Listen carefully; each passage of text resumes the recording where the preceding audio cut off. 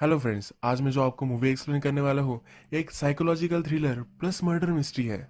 आज की मूवी का नाम स्पाइडर फॉरेस्ट, जो 2004 की एक कोरियन मूवी है। इस मूवी के बारे में बहुत सारे लोगों को पता नहीं है, पर अगर पता चला तो हॉलीवुड के बहुत सारी बेस्ट मूवीज को ये पीछे छोड़ देगी। मूवी में आपको लग सकता है कि हो क्या रहा है, पर लास्ट में सब चीजें मैं आपको एक्सप्लेन करूंगा। तो चलिए इस कॉम्प्लेक्स मूवी को एक्सप्लेन करना स्टार्ट करते हैं। मूवी स्टार्ट होती है और हमारा मेन कैरेक्टर, जिसका नाम है कैंग, ये जंगल से जाता हुआ हमें दिखता है। इसी जंगल का नाम स्पाइडर फॉरेस्ट है। जंगल में एक घर होता है जिसके पास वो आता है। यहाँ दरवाजा खोलकर देखता है तो एक आदमी का वहां मर्डर हो चुका होता है। ये बहुत ही डर जाता है, इसे कुछ आवाजें आती है और ये अंदर चला जाता है। अंदर जाने के बाद एक औरत का भी मर्डर हो चुका होता है। इस औरत को वो जानता है। ये हमारी और एक मेन कैरेक्टर है जिसका नाम होता है सुयंग। सुयंग कहती है कि उसे डर लग रहा है। उसे सब जगह स्पाइडर दिखाई दे रहे होते हैं। कैंग जब खिड़की में देखने के लिए जाता है तो वहां कोई था जो अब भाग रहा है। यहाँ पर कैंग को मर्डर वेपन भी मिलता है। कैंग इसके पीछे भागते भागते जाता है, पर ये आदमी कैंग को ही जख्मी कर देता है। कैंग बेहोश हो चुका था, पर थोड़े टाइम बाद वो फिर से होश में आ जाता है। ये आगे चलते चलते रोड के टनल तक आ जाता है। यहाँ पर फिर से उसे वही आदमी दिखता है। ये उसके पास जाना चाहता है, पर इस टनल में एक गाड़ी आकर उसे ठोक देती है। अब ये एक्सीडेंट किसी ने रिपोर्ट करवाया था और कैंग हॉस्पिटल में है। इस पर सर्जरी वगैरह होती है और ये अनकॉन्शियस होता है। थोड़ा टाइम गुजर जाने के बाद ये फिर से होश में आ जाता है। डॉक्टर इसके पास पहुंचते हैं और इसे सवाल पूछने लग जाते हैं। कैंग की वाइफ की फोटो उसके पॉकेट में थी, उसके बारे में पूछते हैं। कैंग सिर्फ एक ही चीज बोल रहा होता है कि वहाँ सब लोग मरकर पड़े हुए हैं, उसे स्पाइडर फॉरेस्ट जाना पड़ेगा। वो पुलिस को कॉल करने के लिए बोल रहा होता है। कैंग एक अच्छा फ्रेंड होता है जिसका नाम होता है किम। इस मूवी में भी फिर से किम नाम आ ही गया। किम पुलिस ऑफिसर है तो कैंग से मिलने के लिए आता है। कैंग फिर से स्पाइडर फॉरेस्ट के बारे में कहता है और वहाँ डेड बॉडीज है, इसे वो उसे बता देता है। कैंग धुंधला धुंधला बोलता है कि मैं रियलाइज कर रहा हूँ कि वो मैं ही था। इस स्टेटमेंट का मीनिंग आपको अभी पता नहीं चलेगा, पर लास्ट में सब कुछ क्लियर हो जाएगा। किम जब जंगल में ये सब ढूंढ लेता है तो सब पुलिस वहां आ जाते हैं। इसका बॉस भी वहां आता है। किम का बॉस फिर किम को बाहर लेकर जाता है। उससे पूछता है कि मुझे पता है कि कैंग तुम्हारा फ्रेंड है, पर क्या ये कर सकता है? किम का बॉस किम को कैंग की इन्वेस्टिगेशन करने के लिए भी बोल देता है। इस मर्डर सीन को देखकर इन्हें पता चलता है कि ये जो बॉडीज है ये बहुत दिनों से यहाँ थी। हमने अभी अभी मर्डर सीन पर कैंग को देखा था, तो ये कैसे पॉसिबल हो सकता है? अब नेक्स्ट सीन में हमें दिखता है कि कैंग हॉस्पिटल से उठ जाता है और वो अपने घर तक आ जाता है। ये बहुत ही इंजर्ड है, पर इसे कुछ याद नहीं आ रहा। सब कुछ याद करने की कोशिश वो कर रहा होता है। उसे फिर उसके वाइफ के साथ जो एक मेमोरी थी ये याद आती है। इस मेमोरी में कैंग को एक बुरा सपना आया था। इस सपने की वजह से रात में उठकर वो बैठ चुका है। थोड़ी देर में उसकी वाइफ भी उठकर आ जाती है। सुजिन कैंग से कहती है कि इतना वर्क तुम क्यों कर रहे हो? कैंग कहता है कि तुम्हारे शो के लिए मैं आना चाहता हूँ। सुजिन का शो फॉरेन में होता है और वो काम कर कर जल्दी से वहां पहुंचना चाहता है। सुजिन भी बहुत मेहनत ले रही होती है। तो उससे पूछती है रात में ऐसे उठकर क्यों तुम बैठे हो? कैंग कहता है कि मुझे बहुत बुरा सपना आया था। ये शो करने के लिए तुम गई, पर बीच में ही तुम्हारा प्लेन क्रैश हो गया। इसकी वाइफ बहुत ही डिस्टर्ब हो जाती है। कैंग उससे पूछता है, वो कहती है कि यह सपना नहीं था, यह सचमुच है। इस अजीब से सीन के बाद कैंग की वाइफ मर चुकी है और एक ऑफिस के पार्टी में कैंग हमें दिखाई देता है। कैंग दुखी है तो बहुत सारी दारू पी रहा होता है। यहाँ पर हमारी और एक मेन कैरेक्टर आती है जिसका नाम होता है सुयंग। जो प्लेन क्रैश हुआ था, इसी क्रैश में सुयंग के फादर भी मर चुके थे। ये कैंग को वहां से ही जानती है। कैंग को जब ये देखती है तो उसे बहुत बुरा लगता है। ये दोनों गम में है तो उसके पास आकर बैठ जाती है। उससे पूछती है क्या तुम मुझे जानते हो? इसके बाद कैंग यहाँ से उठकर चला जाता है। ये बहुत ही ड्रंक है तो घर नहीं जा सकता, तो बाहर के बाहर ही बैठता है। पार्टी जब खत्म हो जाती है तो सुयंग उसके पास आती है, उसे उसके घर लेकर जाती है। कैंग फिर हमसे कहता है मैं उससे पहले कभी मिला नहीं था, पर उसके साथ मुझे बहुत ही कंफर्टेबल लगा। उसके बाद बहुत सारी रातें मैं उसके साथ गुजारने लग गया। आदतें बहुत ही बुरी चीज होती है। इन दोनों को एक दूसरे की आदत हो गई। अब एक साल गुजर चुका था। ये दोनों एक दूसरे के साथ ही रहने लग गए। कैंग कभी भी अपने काम में ज्यादा सिंसियर नहीं था। वो एक टीवी शो पर काम कर रहा था, उसकी एडिटिंग उसने कंप्लीट नहीं की थी। उसने ये सब चैनल पर डाल दिया और जब चल रहा था तभी एडिटिंग कर रहा था। इसकी वजह से अपने बॉस के साथ ये ट्रबल में आ चुका है। कैंग का बॉस उसे कहता है कि अगले शो में तुम नहीं होंगे। एक लास्ट शो कैंग को करना है और ये शो स्पाइडर फॉरेस्ट पर बेस्ड है। कैंग को फिर एक अजीब कॉल आता है। इसमें वो आदमी बोलता है कि जिस लड़की के साथ तुम सो रहे हो तुम्हें लगता है कि वो तुम्हारी तरह ही है, पर तुम बहुत ही गलत हो। इस आदमी ने कैंग को फोटोग्राफ्स का रोल भेजा हुआ होता है। इसके बाद रात में कैंग फिर से सुयंग से मिलता है। उसे आज रात प्रपोज कर देता है। सुयंग इस पर सोचने वाली है। कैंग फिर हमसे कहता है कि उस रात के बाद सुयंग ने मुझे कुछ भी जवाब नहीं दिया। अब थोड़े दिन गुजर चुके हैं और कैंग स्पाइडर फॉरेस्ट की इन्वेस्टिगेशन करने के लिए एक गांव में आ जाता है। इस गांव में आकर उसे एक लड़की से बात करनी होती है। इस लड़की का फोटोग्राफी का स्टूडियो है। कैंग इस लड़की को कहता है कि स्पाइडर फॉरेस्ट के बारे में मैंने बहुत सारी चीजें सुनी है, मुझे तुम अपना सिर्फ एक्सपीरियंस बताना। इस लड़की के साथ वो बातचीत करता है और अपने लिए पासपोर्ट फोटो भी निकाल लेता है। इस लड़की को कहकर जाता है कि उसकी स्टोरी लेने के लिए ये कल फिर वापस आएगा। ये लड़की भी हमारा मेन कैरेक्टर है और इसका नाम हम डेजी रखेंगे।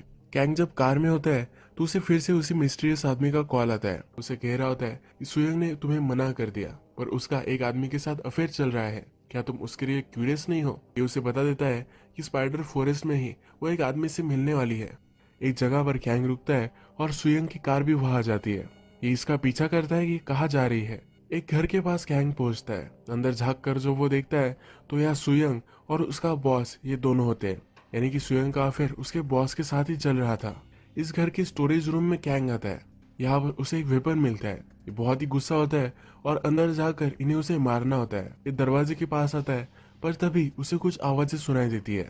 यह रुक जाता है और इस आदमी के पीछे पड़ जाता है। ये पीछा करते हुए ही एक पल उसे जंगल में डेजी भी दिखती है। ये किसी को ढूंढ नहीं पाता, डिसअपॉइंटेड होकर गाड़ी में बैठ जाता है। यहाँ पर एक स्पाइडर उसे काट लेता है और फिर से प्रेजेंट दिखाया जाता है और ये जो उसके साथ इंसिडेंट हुआ था और डेजी के बारे में भी कैंग किम को बता रहा होता है। फिर से हम पास में चले जाते हैं और कैंग डेजी के पास आया हुआ है। स्पाइडर ने उसे काट लिया था तो उसकी तबीयत अब जरा खराब हो रही है। डेजी के पास आकर वो पूछता है तुम्हारी ये जो मशीन है क्या तुम मुझे चलाना सिखा सकती हो। स्ट्रेंजर ने उसे फोटोज का रोल दिया है, वो उसे डेवलप करना चाहता है। डेजी उसे सब कुछ समझाती है। जब कैंग स्टूडियो देख रहा होता है तो डेजी नोटिस करती है कि इसे बुखार है। इसे मेडिसिन ला कर देती है। इसके बाद डेजी का इंटरव्यू स्टार्ट होता है और डेजी अपनी स्टोरी सुनाने लग जाती है। ये कहती है कि जब मैं छोटी थी और स्कूल में थी तो वहाँ एक लड़का आया था, इन दोनों की फ्रेंडशिप हो गई। डेजी तब किसी से भी बात नहीं करती थी, सब लोग इसे चिढ़ाते थे, पर ये लड़का उसका अच्छा फ्रेंड बन गया। खेलते खेलते एक दिन डेजी इस लड़के को अपने घर लेकर आई। घर जाकर वो स्टोरेज में ही छुप गए। इन्हें कुछ आवाज आने लगे तो ये दोनों घर में देखने लग गए। मदर फादर इंटीमेट हो गए, पर उसके बाद डेजी के फादर ने डेजी की मदर का खून कर डाला। इन दोनों ने भी कुछ आवाज की तो डेजी के फादर इन दोनों के पीछे लग गए। ये लड़का भी भाग रहा था पर एक जगह वो टकरा गया और इससे बेहोश हो गया। रात में जब ये लड़का उठा तो उसके पास ये लड़की आई। इस लड़के का हाथ उसने पकड़ा पर खुद आसमान में फ्लोट होने लग गए, यानी कि ये लड़की मर चुकी थी। इसके बाद ये लड़का इस शहर से बाहर निकल गया। ये स्टोरी खत्म होती है पर कैंग की तबीयत और भी खराब हो जाती है। कैंग वही सो जाता है और डेजी उसे हेल्प करती है। यहाँ नींद में फिर से उसे अपनी वाइफ की याद आती है। कैंग थोड़ी देर बाद उठता है। जो रोल उसे स्ट्रेंजर ने डेवलप करने के लिए दिया था ये वो डेवलप करता है। जब वो ये फोटोज देखता है तो ये उसकी ही मेमोरीज होती है। ये देखकर उसे ज्यादा कुछ समझ में नहीं आता। थोड़ी देर में वहाँ डेजी आ जाती है। अब ये ठीक हो चुका है तो डेजी उसे पूछती है क्या हम खाना खाने के लिए कहीं बाहर जाए। ये दोनों फिर रोपवे में आ जाते हैं। ये रोपवे बीच में ही बंद पड़ जाता है। डेजी फिर इस फॉरेस्ट को स्पाइडर फॉरेस्ट को बुला करते हैं। इसकी स्टोरी बताती है। ये कहती है कि स्पाइडर स्पिरिट्स को रिप्रेजेंट करते हैं। जब भी कोई मरता है पर उसे प्यार करने वाला कोई नहीं होता तो ये सब सोल्स डायरेक्टली स्पाइडर में कन्वर्ट हो जाते हैं। ये स्पिरिट्स कभी भी मरती नहीं और एज अ स्पाइडर्स ही जीती रहती है। इन स्पिरिट्स को अगर कोई याद करता है तो उसके बाद ही ये फ्री होती है। इसके बाद डेजी और कैंग दोनों स्पाइडर फॉरेस्ट में आ जाते हैं। कैंग आसपास देखता है तो डेजी अचानक गायब हो चुकी है। डेजी को ये ढूंढता है पर थोड़ी देर में रात हो जाती है। ढूंढते ढूंढते फिर से उसी घर में आ चुका है जहाँ सुयंग मरी हुई थी और उसकी लाश उसे मिली थी।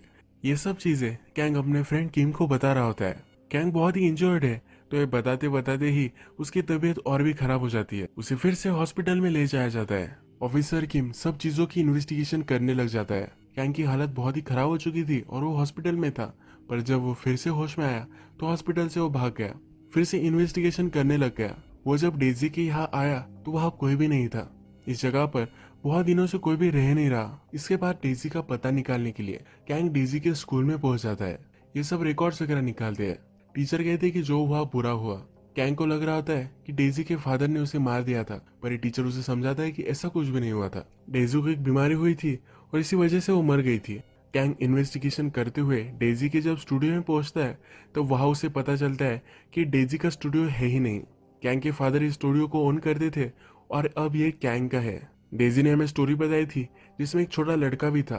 वो लड़का कैंग ही है और डेजी के साथ ही ये पढ़ता था। कैंग रात में घूमते घूमते फिर से उसी हाउस तक आ जाता है। ये वहां देखता है कि उसकी जैसा ही देखने वाला एक आदमी वहां है। कैंग को कुछ भी बिलीव नहीं होता, ये कैंग खुद ही है और उसे ये सब याद आ रहा है।